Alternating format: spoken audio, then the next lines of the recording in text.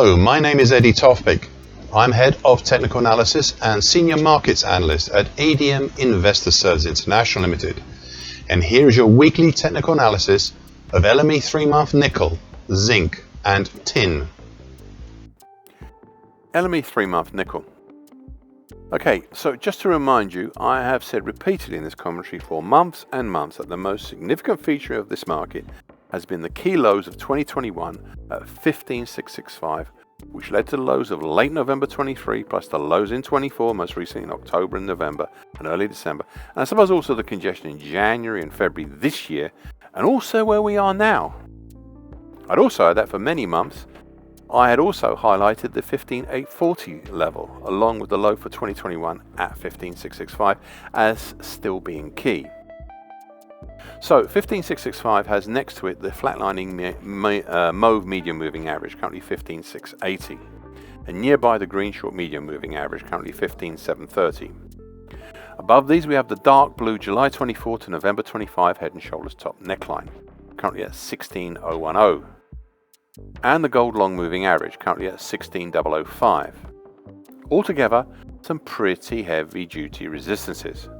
Well, below the market we have 50% Fibonacci line for 2025 at 15,325, which acted as a base as recently as 4 weeks ago, and I will delve further into this shortly, as well as some distance below the November 2020 low at 14,935, plus the bright red middle time, currently 14,855, with the early October 24 to mid-March 25 bearish shift pitchfork. Interestingly, this middle time even now is still not validated, but the lower time, currently at 13,575, helped halt the fall 7 weeks ago on a closing basis, and arguably also partially on the low market basis, along with the October 2020 low at 14,040. So I'll take the pitchfork pattern overall as having some integrity. So, some while back, this led me to contemplating whether the action since at least March today, and possibly as far back as November 24 today, is a diving board pattern, a pattern that has a bullish recovery and reversal back upwards after a sharp drop. 5 weeks ago this looked like a good idea, but not so much today, and at most I would say it is a V bottom with a partial bullish diving board pattern in there. You see, we have seen hesitation ahead of the 16,000 to 16,780 area, enough that from mid-April to date, we could have a possible double top pattern, Eve and Eve type. We haven't as yet reached the neckline for this pattern, as that is down in the 15,200 level, just below the 50% Fibonacci line for 2025, and you would need confirmed consecutive closes below this level to contemplate the downside. But whilst I cannot set a target below, I can indicate potentials.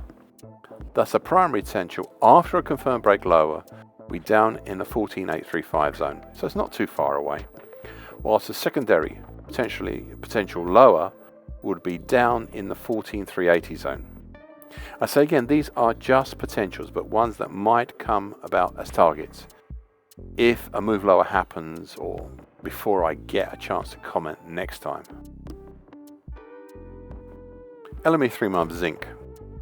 Much like LME aluminium, there had been here a number of patterns affecting the market in recent times, all happening at the same time. The first is the thoroughly broken, but even now still refusing to die, old dark blue May 20 to August 23 bullish shift pitchfork that subsequently acted as an August 23 to April 24 bull channel, especially the upper and middle times. This one still will not die. Even when I thought 7 weeks ago that had finally expired, it is still influencing the market, especially the dark blue lower time, currently at 26.46, along with the March 2021 low at 26.27. I've also witnessed, or finessed I should say, the recently drawn bright green mid-December 24 to mid-March this year bearish Andrews pitchfork into a shallower bearish shift pitchfork, as I think this captures the milder bearish nature better. The market is right now just above the middle time, which is below, currently at 26.78. So what else have we to look out for? Well, further down we have the low of March 21 at 26.27 and the congestion at 2601, plus the early August last year congestion at 2549, 2559 and 2563, as well as the important 2021 low at 2547 that prompted those lows in August in the first place. So far, these have been a base for this market and gave ammunition to its recent attempts higher. Meanwhile, topside, I'd keep an eye upon the declining green short medium moving average, currently at 2744, and the mauve medium moving average, currently at 2793. Plus, in between them, what I suspect may be a key level, and that's the 50% Fibonacci line of the whole of the March to April move this year at 2755. So this is not the whole of the 2025 action, just the major move in the last few weeks. So we are finally left with a choice on the interpretation of what the whole late March to date drop and hesitation might be. So is it a basing action for a possible future attempt higher, back up to the broken dark blue upper tine, currently at 2967? Or is it hesitation, a somewhat large hesitation with potential down to the 2310 zone? Right now it is not easy to say which, but I would keep an eye on the bright green bearish shift pitch hawk, also the short medium and the medium moving averages, and the 50% Fibonacci line in between them to possibly give a clue to the future. LME 3-month tin. As in some of the other metals I've discussed, there are a number of patterns here affecting the market all at the same time. Here, Monday, 7 weeks ago, the market halted right on what is now the overhead broken dark blue lower tine, currently at 33,180, of the November 23 to November 24 bullish shift pitch fork. It bounced back up for a day, but then 7 Wednesdays ago plummeted further down, all the way to just below the July 2011 high at 29,005.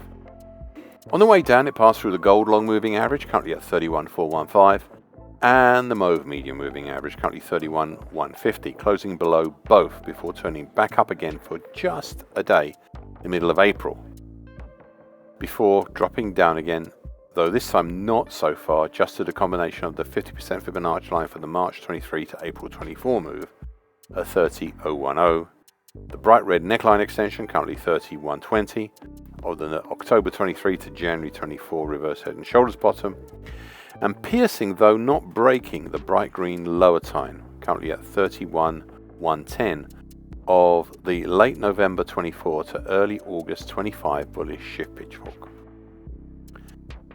At that point, the market turned higher, reaching up to the broken dark blue lower tine, and we have seen prices trail along the underside ever since, till really the middle of last week.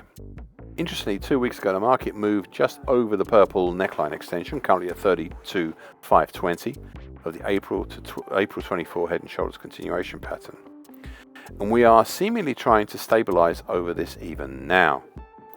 At the same time, the overhead green short medium moving average, currently at 33,135, is now becoming reinforcement to the broken dark blue lower tine. So as you can see, it is all a bit complex. And the overall picture is whether the recovery we have seen is part of a straightforward recovery, or is it a bearish halfway hesitation in the making? Right now it seems the market is slowly eating its way higher, with the green short medium moving average and the dark blue lower tine, the cap, acting as the cap on any rises.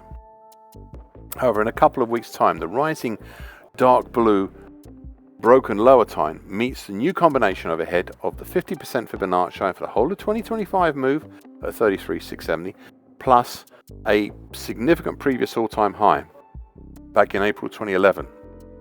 At 33,605, and I will be very interested to see the impact of these two will have on any further rises. Back in February, the previous all-time high capped prices, not so much in March, but if there was anyone stop hunting on the top side, then just above this 2% level, above these two levels would seem a reasonable place to find some stops. Thank you for listening and watching this broadcast. This weekly broadcast gives the essential market patterns and consequences. Please be aware of the risk disclaimer posted both at the front and at the back of this broadcast. The copyright is Eddie Tofpik and ADM Investor Services International Limited. And here comes the final important bit.